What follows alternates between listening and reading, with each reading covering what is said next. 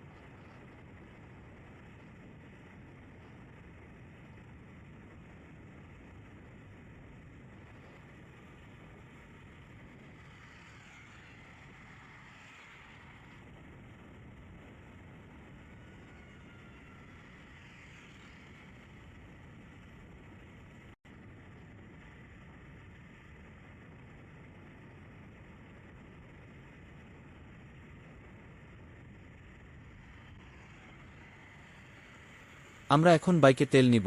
সামনে হাজি fuelling station. তেল নিয়ে তারপর আবার যাত্রা করব।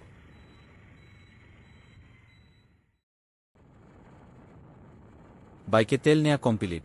আমরা আবার যাত্রা শুরু করলাম ঘাঘরা খান বাড়ি জামে মসজিদের উদ্দেশ্যে। আমরা এখন শেরপুর টাউনের কাছাকাছি আছি।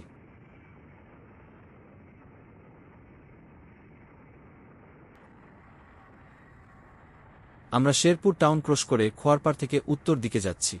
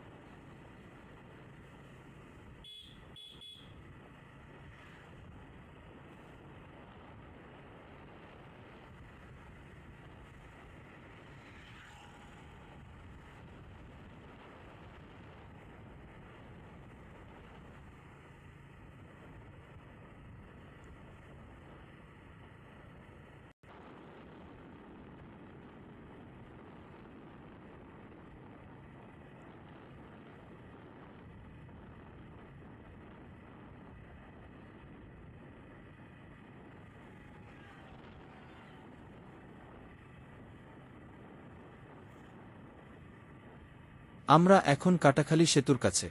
ডান পাশে কাটাখালী পুরাতন সেতু। পুরাতন সেতু ঝুঁকিপূর্ণ হওয়ায় এখন ব্যবহার করা হয় না। সেতুর আগে ডান পাশে মুক্তিযুদ্ধের স্মৃতিস্তম্ভ রয়েছে এবং পথিকের বসার ব্যবস্থা রয়েছে, এখানে পথিকেরা বিশ্রাম নিতে পারবেন।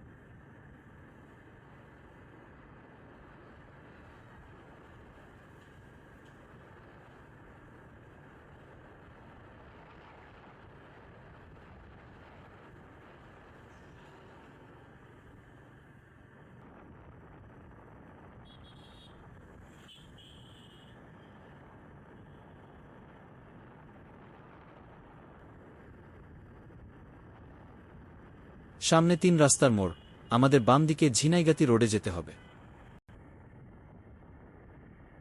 আমরা মোড় ক্রস করে উত্তর দিকে যাচ্ছি।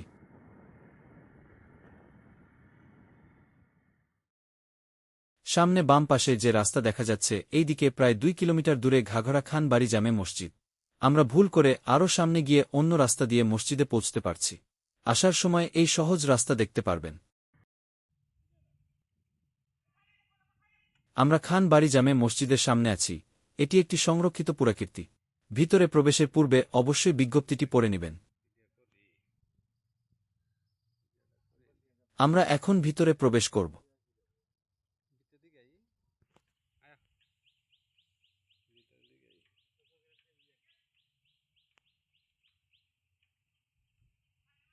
আমরা গেট দিয়ে ভিতরে প্রবেশ করছি।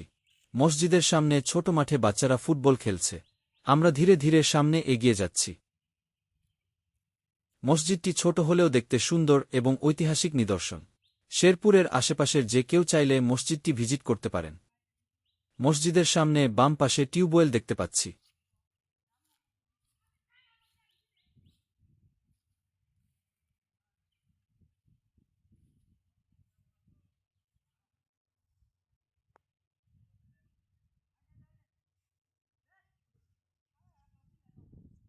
মসজিদটি ছোট বর্গাকৃতির, অর্থাৎ চারপাশের দৈর্ঘ্য সমান হবে। সামনে কিছু জায়গা খালি আছে, বেশি মুসল্লি হলে এ খালি জায়গায় নামাজ আদায় করতে পারে।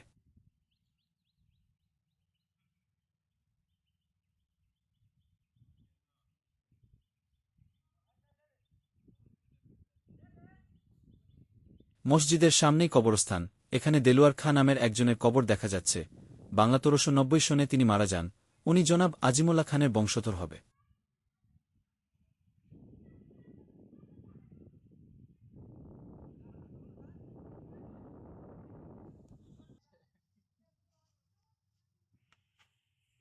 মসজিদের সামনের দিকে একটি মাত্র দরজা রয়েছে, আর ডান ও বামে দুই পাশে দরজার মতো 2টি জানালা রয়েছে। আমরা যখন মসজিদের এখানে গিয়ে পৌঁছাই তখন মসজিদটি তালা দেয়া ছিল, তাই ভিতরে কিছু দেখতে পাইনি।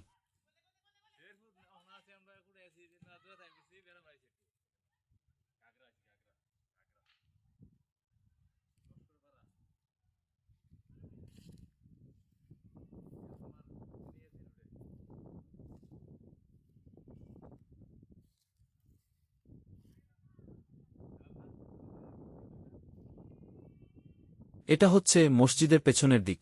মসজিদের বিভিন্ন দিকের কিছু ছবি দেয়া হলো।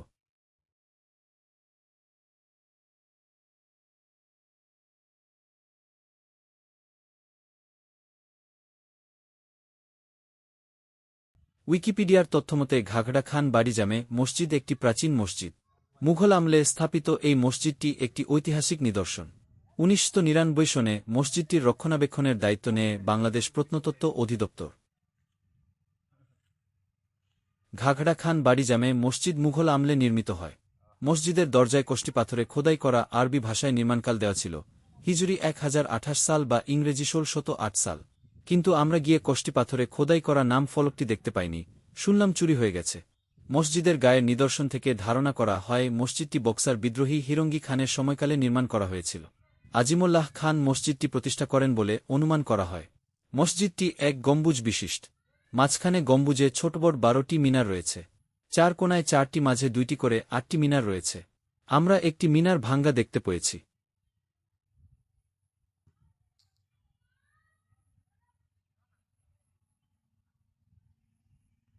মসজিদ দেখা শেষ, এখন আমরা ব্যাক করবে।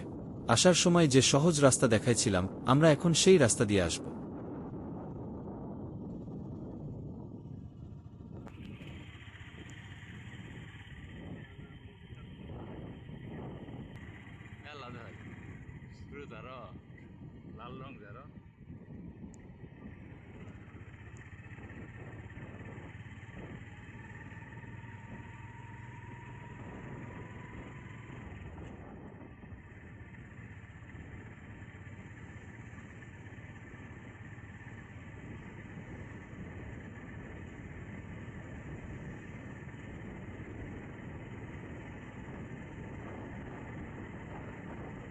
দুই পাশে জমি এবং জমিতে পানি দেখা যাচ্ছে। মাঝে মাঝে জাল দিয়ে মাছ ধরার দৃশ্য দেখা যাচ্ছে।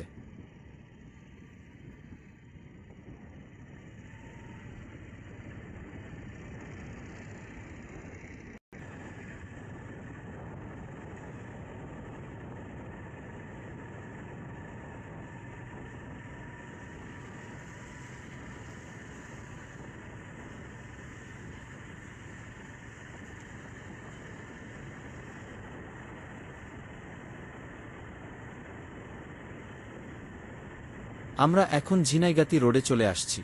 ভিডিওর মাঝামাঝি সময়ে যে রাস্তা দেখিয়েছিলাম সেই রাস্তা। আপনাদের ভ্রমণের সুবিধার্থে আমি গুগল ম্যাপ এর ভিডিও এই ভিডিওর শেষে দিয়ে দিব। এরপর আমরা গজনী অবকাশে যাব। অফ সিজনে গজনী অবকাশে ঘুরতে কেমন লাগে তা দেখাব। দেখা হবে নেক্সট ভিডিওতে, যেখানে আমরা অফ সিজনে গজনী অবকাশ ঘুরে দেখব। সবাই ভালো থাকবেন। আল্লাহ হাফেজ।